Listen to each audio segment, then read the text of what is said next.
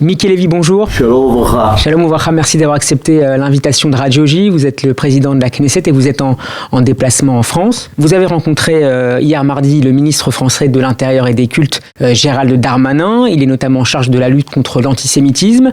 2 enquêtes sont actuellement ouvertes en France, en Seine-et-Marne et en Alsace. La première pour le meurtre d'un homme juif, Eliaou Haddad, qui a récemment été enterré à Be'er Sheva.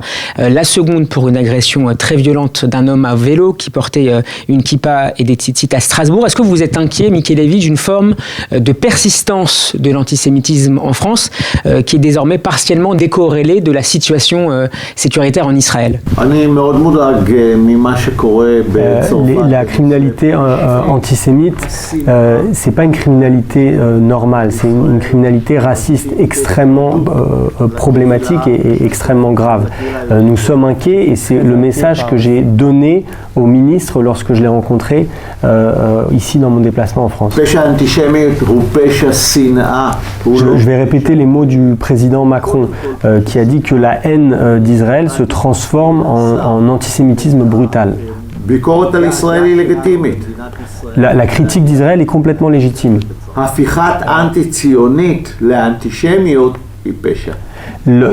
Faire de l'antisionisme de l'antisémitisme, ceci est un crime. Aujourd'hui et demain, les présidents de l'Assemblée nationale et du Sénat, respectivement Yael Braun-Pivet et Gérard Larcher. Les dernières élections législatives en France ont vu l'extrême gauche et l'extrême droite y faire une percée majeure. Une résolution appelant à condamner, je cite, l'apartheid israélien a même été proposée par un élu communiste. Est-ce que vous craignez, Miki Levy, que cette présence accrue des forces extrêmes renforce l'antisionisme en France? Je veux commencer et dire de la manière la plus claire, Israël n'est pas un pays d'apartheid. Je suis très inquiet de la montée des extrêmes en général dans le monde, l'extrême gauche et l'extrême droite. Ces extrêmes déstabilisent les démocraties dans le monde.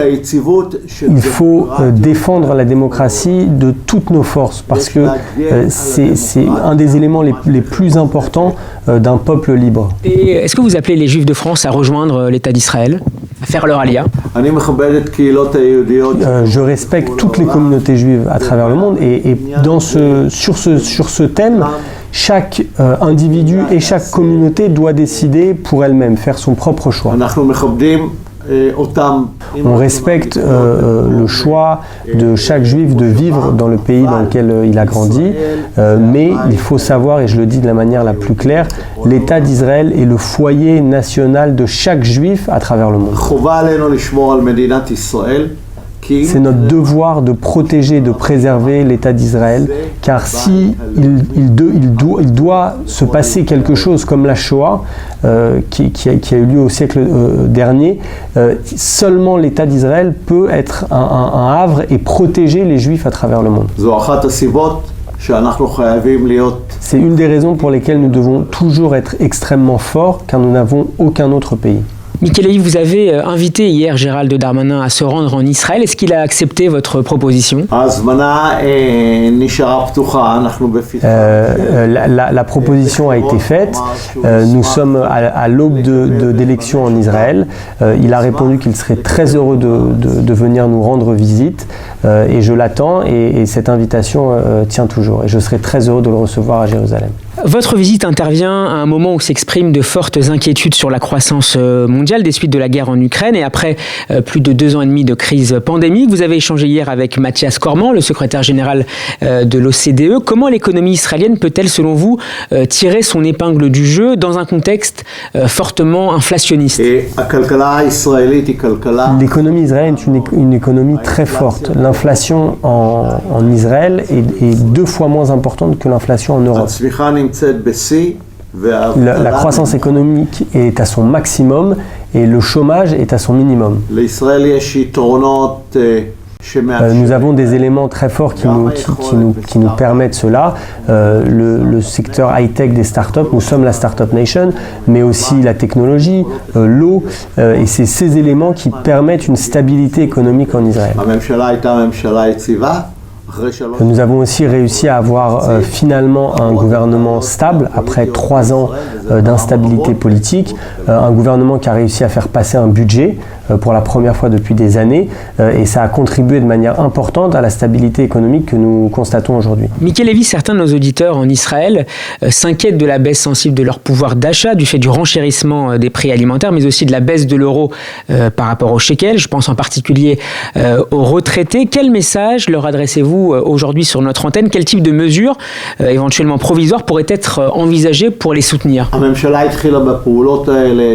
Alors le gouvernement a déjà commencé à faire des actions dans ce domaine. Le ministre Meir Cohen, ministre des Affaires sociales, le ministre de l'économie, a travaillé là-dessus. Le ministre des Affaires sociales aussi. Un des exemples que je peux vous donner est par exemple les subventions de plus d'1 milliard de shekels que nous avons données pour les survivants de la Shoah. Il y a des avantages dans les impôts qui sont payés pour les familles pauvres, qui leur permettent de payer moins d'impôts, moins de taxes que les autres familles.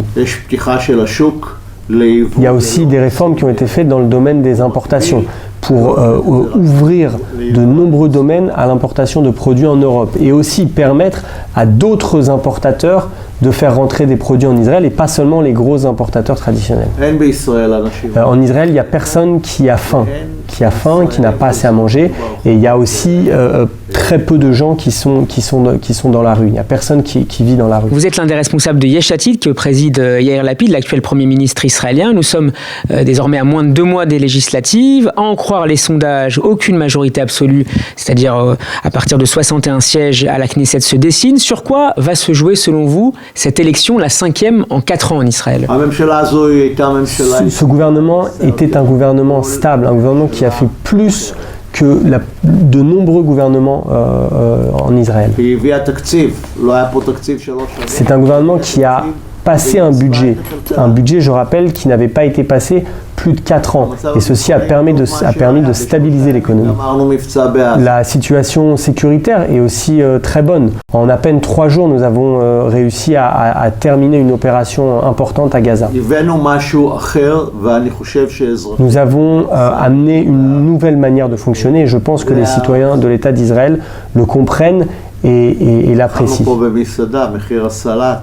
J'ai mangé dans un restaurant ici à Paris et je peux vous dire que le prix de la salade était plus important qu'en Israël. Je voudrais qu'on s'intéresse maintenant à la crise nucléaire iranienne. Vous avez signé le week-end dernier une tribune publiée dans le journal du dimanche, un texte dans lequel, Mickey Levy, vous vous inquiétez d'un mauvais accord avec la République islamique. Que ferait Israël si un tel accord était signé? Les nations occidentales ont compris que l'État d'Israël est un fait accompli aujourd'hui. Il y a un pays au Moyen-Orient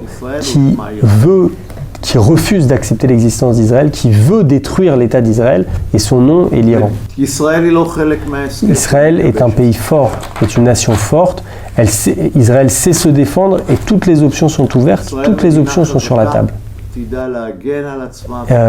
Israël, je vais rajouter un mot, Israël a les capacités d'empêcher l'Iran de devenir un pays du seuil. Même si le programme nucléaire iranien a la particularité d'avoir plusieurs sites dispersés sur l'ensemble de son territoire, ce qui rendrait a priori une opération militaire difficile à mener pour Israël. Nous discutons de tous ces sujets avec nos alliés, y compris avec la France. Et je peux vous dire qu'Israël a des capacités militaires extrêmement importante. Cependant, je ne peux pas rentrer dans les détails. Je le répète, toutes les options sont ouvertes. Cependant, nous ne voulons pas la guerre. Nous préférons que les puissances de ce monde puissent empêcher l'Iran d'avoir la bombe et de permettre de diminuer et de restreindre ses capacités dans ce domaine. Mickey Levy, vous posiez dans ce même texte du journal du dimanche 3 conditions pour qu'un tel accord puisse être acceptable pour Jérusalem. Le freinage d'abord du programme balistique iranien, assurer le caractère permanent de l'accord par ailleurs, sans sunset clause comme en en 2015 avec le JCPOA. Et enfin, le renoncement à la levée totale des sanctions qui pèsent sur la République islamique. Est-ce que la France, qui est membre du P5+1, qui représente dans ces négociations la communauté internationale, est-ce que la France est sensible à ces demandes israéliennes? La France est un ami d'Israël, un vrai et un réel ami d'Israël, et nous avons demandé à notre ami français d'utiliser de son influence justement pour avoir un impact sur ces différents points. Je veux le dire ici de manière claire et prévenir. L'Iran est en train de développer des missiles balistiques avec des capacités de plus de 1500 km.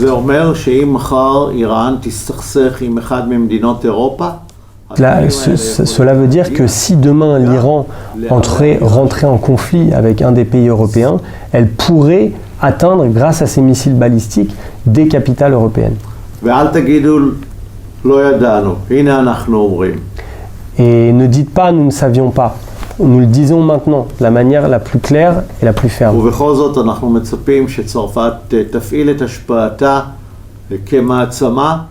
Et donc nous espérons et nous demandons que la France utilise de son influence en tant que grande puissance de ce monde, ce qu'elle est, pour faire ce qu'il faut afin d'empêcher la prochaine guerre au Moyen-Orient. Autre dossier, le Liban. Des négociations sont en cours actuellement entre Israël et le pays du Cèdre. L'objectif est de parvenir à un accord sur la démarcation de leurs frontières maritimes communes. Le médiateur américain Amos Hochstein doit arriver en fin de semaine au Liban. Est-ce que la France, ancienne puissance coloniale du Grand Liban, peut également jouer un rôle important dans ce dossier entre les deux capitales? La France est un ami d'Israël et nous l'appelons à jouer un rôle dans ces négociations. J'en ai parlé avec le ministre de l'Intérieur et notre Premier ministre Yair Lapid en a parlé avec le président Macron. Au Liban, il y a une organisation terroriste dont le nom est le Hezbollah. Et ce groupe terroriste a pris en otage l'ensemble du Liban. Si le Hezbollah venait à frapper les installations gazières israéliennes, et c'est un message que j'ai transmis aussi au ministre de l'Intérieur français. La réponse israélienne sera extrêmement puissante pour le Hezbollah et pour le Liban. Et ramènera le Liban des années en arrière. Nous frapperons le Liban et le Hezbollah de manière extrêmement forte, y compris les infrastructures du pays. Les installations gazières Karish sont dans les eaux territoriales israéliennes. Il n'y a aucune discussion à ce sujet. Et si ces installations gazières sont frappées, il y aura aussi un impact sur l'approvisionnement en gaz pour l'Europe pour l'hiver qui arrive. Ce sera justement ma dernière question à propos du gaz. Un accord entre Israël et le Liban devrait permettre le développement de la prospection d'hydrocarbures. Le gaz est-il, selon vous, Miki Levy, l'un des meilleurs atouts aujourd'hui du jeu diplomatique israélien, comme l'a par exemple attesté le protocole d'accord qui a été signé en juin dernier entre Israël, l'Égypte et l'Union européenne? Nos ressources gazières en Méditerranée sont une ressource stratégique pour nous, mais ce n'est pas tout. L'export de gaz israélien vers l'Égypte, vers l'Europe, vers la Jordanie contribue à renforcer nos relations avec ces pays et avec l'Europe. Le gaz n'est pas notre seule force, ce n'est pas le seul atout de l'État d'Israël. Nous avons d'autres atouts très importants, technologiques, le cyber, le Startup Nation, l'agriculture, un domaine dans lequel nous donnons des technologies et de la connaissance à de nombreux pays dans le monde qui en ont un réel besoin. Tous ces atouts, tous les éléments dont je viens de parler, y compris le gaz, donnent un avantage fort à l'État d'Israël. Nous pouvons transmettre et donner des éléments dans tous ces domaines aux pays amis qui sont autour de nous et qui en ont besoin. Les accords d'Abraham sont un très bon exemple. À travers ces accords, que ce soit pour les Émirats arabes unis, le Bahreïn, Maroc, le Soudan, nous avons pu partager et transmettre à ces pays nos avantages et nos forces dans les domaines dont je viens de parler. C'est quelque chose d'extrêmement significatif.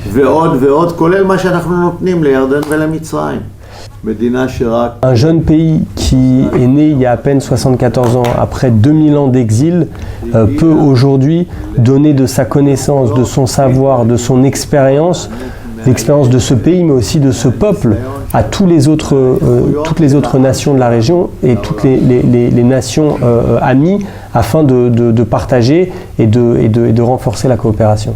Toda Rabba Mika Levi.